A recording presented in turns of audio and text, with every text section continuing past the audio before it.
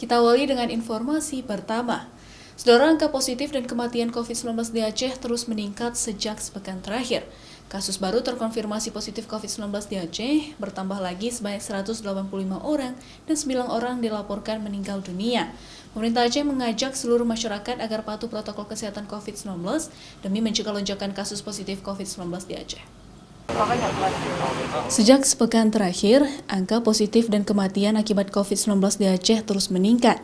Sedikitnya 185 orang dilaporkan oleh Tim Satuan Tugas Percepatan Penanganan COVID-19 di Aceh terkonfirmasi positif COVID-19, sementara yang meninggal dunia sebanyak 9 orang.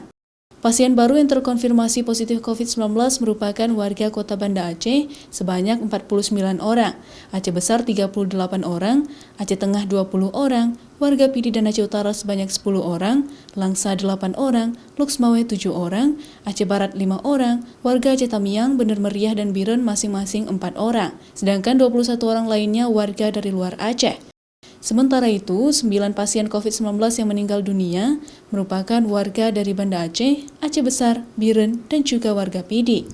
Kita lihat kasus-kasus positif baru yang dilaporkan pada tanggal 17, 18, 19, 20 sampai hari ini ada korelasinya dengan waktu masa inkubasi dan masa manifestasi, masa timbulnya gejala penyakit. Kalau terpapar tanggal 12 mungkin timbulnya gejala pada tanggal 17 atau 18. Pemerintah Aceh menghimbau semua lapisan masyarakat untuk patuh protokol kesehatan dan juga meminta kepala desa segera membentuk kembali pos komando COVID-19 Gampung sebagai sarana pemberdayaan dan juga peran serta masyarakat dalam menghadang penularan virus corona di lingkungan masyarakat.